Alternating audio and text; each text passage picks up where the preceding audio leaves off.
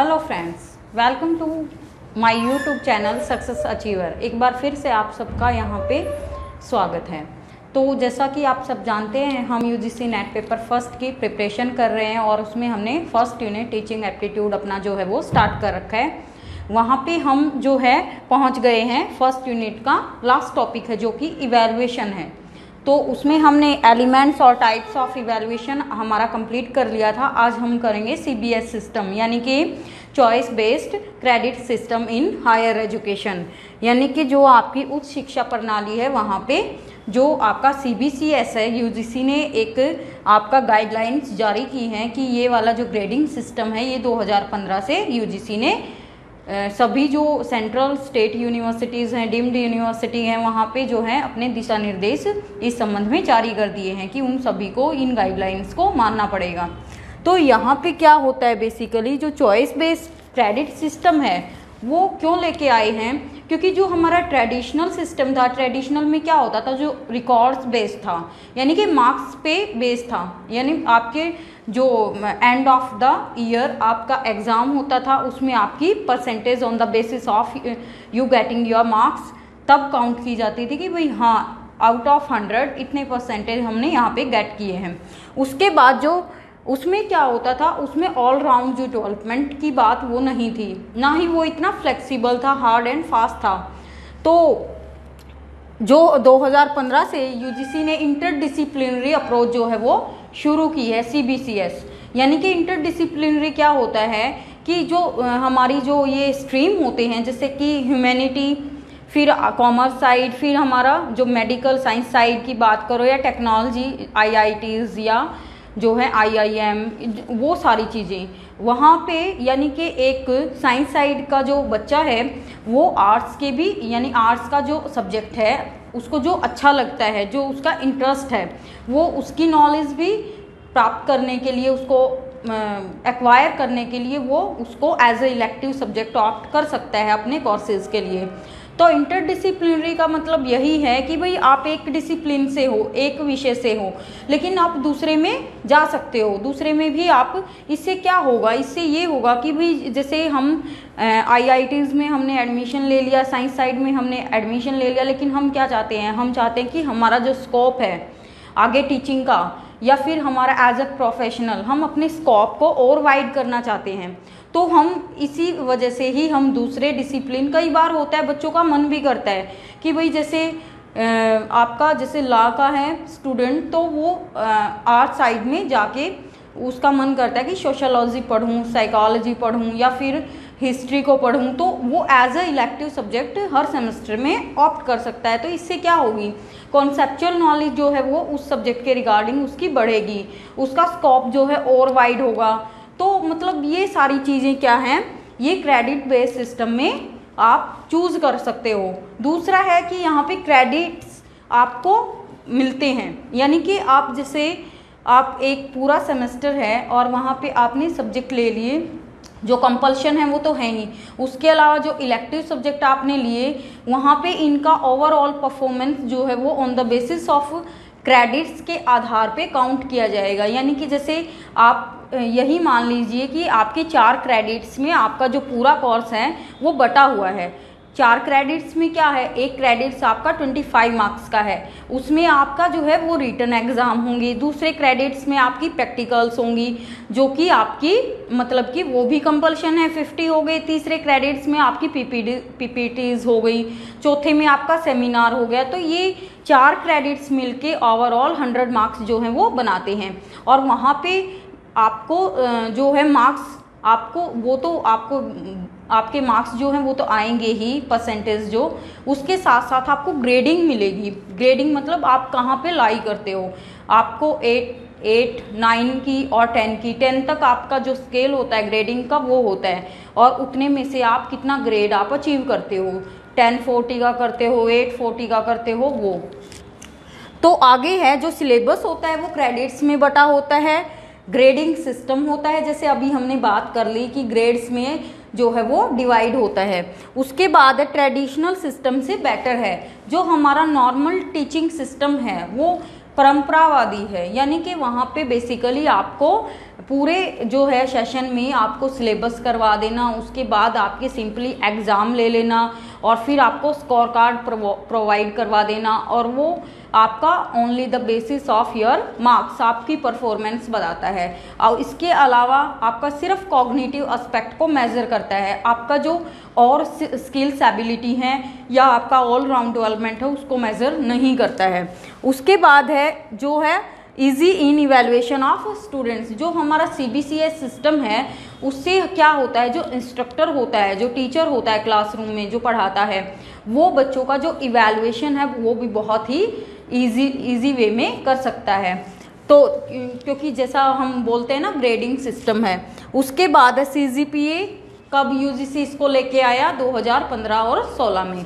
उसके बाद है आपका सेंट्रल, स्टेट और डीम्ड यूनिवर्सिटीज़ को UGC ने गाइडलाइन जारी की हैं, और जो भी कोर्सेज इसमें आते हैं, चाहे UG के कोर्सेज हों अंडर ग्रेजुएट के, BA लेवल के, चाहे PG के कोर्सेज हों यानी कि पोस्ट ग्रेजुएट के, तो इसमें सभी डिग्रीज हों, डिप्लोमा हों या सर्टिफिकेट्स हों, वो उन सब में आपका जो CBCS है वो वहाँ पे लागू होता है। उसके बाद है स्टूडेंट इंटरेस्ट के अकॉर्डिंगली यहाँ पे सब्जेक्ट चूज कर सकता है, जहाँ पे भी उसका मन कर रहा है जो भी सब्जेक्ट लेने का।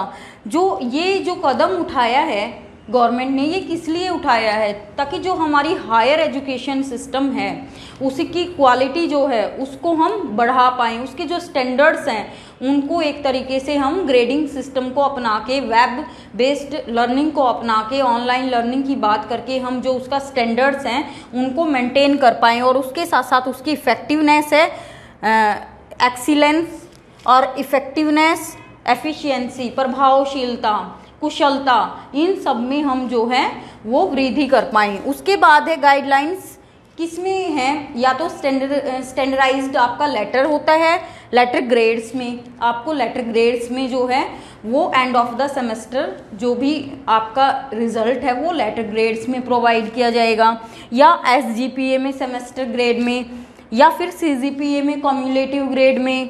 तो ये सारे सेमेस्टर जो हैं ये स्टूडेंट की परफॉर्मेंस को बताते हैं।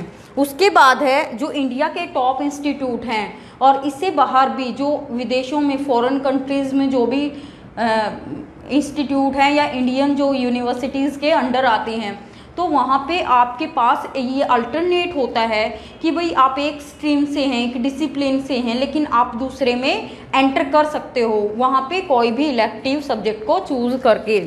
उसके बाद है CBCS क्या होता है, कुछ ये टर्मिनोलॉजीज़ हैं जो एग्ज़ाम पॉइंट ऑफ व्यू से आपके लिए समझनी आपको बहुत ही इम्पोर्टेंट है।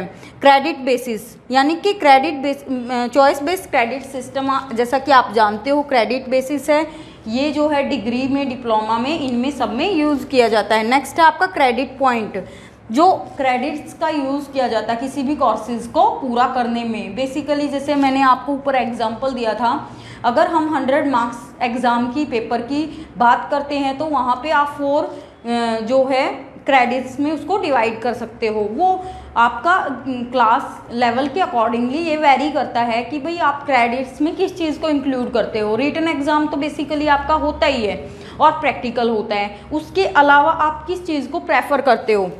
क्रेडिट पॉइंट, किसी कोर्स में क्रेडिट्स का यूज़ करना। CGPA होता है कॉम्युलेटिव होता है संचय करना, यानी कि इंफॉर्मेशंस को गैदर करना, इकट्ठा करना। मतलब यहाँ पे CGPA क्या करता है, आप पूरा सेमेस्टर आपने पढ़ा है और शुरू से लेके एंड तक आपकी जो परफॉर्मेंस है लर्नर की, स्टूडेंट की, उसको क्या किया जाता है, ओवरऑल परफॉर्मेंस को यहाँ पे टोटल क्रेडिट्स के बेसिस पे मेज़र किया जाता है, और ये जो है वो 2 डेसिमल तक आपका काउंट होता है। जैसे कि अभी हमने बात करी थी कि भाई 10 तक आपका मेज़र होता है ग्रेडिंग। उसके बाद है ग्रेड पॉइंट जो हैं वो 10 स्केल्स तक होते हैं। उसके बाद कुछ आपको लेटर ग्रेड्स में भी देते हैं। लेटर में O, A+, A, B+, और उसके बाद है C, और फिर है आपका P, F और AB। जो आपका O है वो लेटर आपकी आउटस्टैंडिंग परफॉर्मेंस को बताता है, जब आपके यानी कि अबव 90 मार्क्स आपके आते हैं। उसके बाद जो A+ है वो किसको दिखाता है, एक तरीके से आप बहुत ही ज़्यादा इंटेलिजेंट यानी कि 80+ वालों को। फिर ए है वेरी इंटेलिजेंट। यहाँ पे जब हम एफ की बात करते हैं तो फेल, ए बी की एब्सेंट, और पी का क्या होता है एवरेज, सी होता है अबव एवरेज यानी कि 50 to 60 में, और बी होता है गुड। फिर यहाँ पे बी प्लस होता है वेरी गुड, ये आपका होता है यानी कि आपका एक्सीलेंस की तरफ जब आप बढ़ने लग जाते हो। उसके बाद होता है प्रोग्राम। प्रोग्राम क्या होते हैं बेसिकली कि जो आप एजुकेशनल जो प्रोग्राम आप स्कूल में, कॉलेज में, इंस्टीट्यूट में आप जो है लर्नर को प्रोवाइड करवाते हो। पूरा कोर्स के एंड में आपको डिग्री, सर्टिफिकेट या डिप्लोमा जो है वो कोर्सेज के लिए अवार्ड किया जाता है, जो कि हमारा ग्रेडिंग सिस्टम पर बेस्ड होता है। नेक्स्ट है SGPA, semester grading point average. यहाँ पे ये दिखाता है end of the semester. Particular एक सेमेस्टर आपका 15 से 18 वीक्स का होना मैंडेटरी है। उसके अलावा 90 एक्चुअल डेज भी अगर आपके बनते हैं तो वो 1 सेमेस्टर में आपका काउंट होता है। और सेमेस्टर आपके 2 होते हैं, एक ऑड होता है, एक इवन होता है। जो ऑड वाला होता है वो जुलाई टू दिसंबर, और जो इवन होता है वो जनवरी टू जून। उसके बाद है आपके टाइप ऑफ कोर्सेज। कौन कौन से कोर्सेज होते हैं बेसिकली हमारे, एक तो कोर होते हैं, एक इलेक्टिव होते हैं, एक फाउंडेशन बेस्ड होते हैं। कोर होते हैं वो तो आपका होल एंटायर सिलेबस को कवर करता है, यानी कि जैसे एज अ साइकोलॉजिस्ट अगर जैसे मैंने साइकोलॉजी ऑप्ट कर ली तो कोर सब्जेक्ट्स तो मुझे पढ़ने ही पड़ेंगे, जो कि बेसिक सब्जेक्ट्स हैं, जो कि आपके लिए कंपल्शन है कि आपको वो सारी चीज़ें तो पढ़नी ही हैं। उसके अलावा क्या, उसके अलावा जो है इलेक्टिव में क्या होता है जो इतना मतलब बहुत ज़्यादा आपके लिए इम्पोर्टेंट नहीं होता, वो वेरी करता है accordingly our interest, our aptitude, our attitude. अब हो सकता है एक सब्जेक्ट में मुझे ज़्यादा इंटरेस्ट ना हो तो मैं उसकी बजाय दूसरे को प्रेफर करूँगी, तो वो चीज़ है। यहाँ पे क्या होता है, अगर आप किसी भी विशेष या पर्टिकुलर सब्जेक्ट से रिलेटेड आप अपनी नॉलेज को बढ़ाना चाहते हैं, आप अपने फील्ड को, अपने स्कोप को और ज़्यादा एक्सटेंसिव करना चाहते हैं, और ज़्यादा वाइड करना चाहते हैं, या आप कॉन्सेप्चुअल नॉलेज उस सब्जेक्ट की लेना चाहते हैं, तो आप कोई भी सब्जेक्ट ऑप्ट कर सकते हैं। उसके बाद है फाउंडेशन। फाउंडेशन में भी आपके 2 टाइप्स होते हैं, एक कंपल्शन फाउंडेशन, एक इलेक्टिव।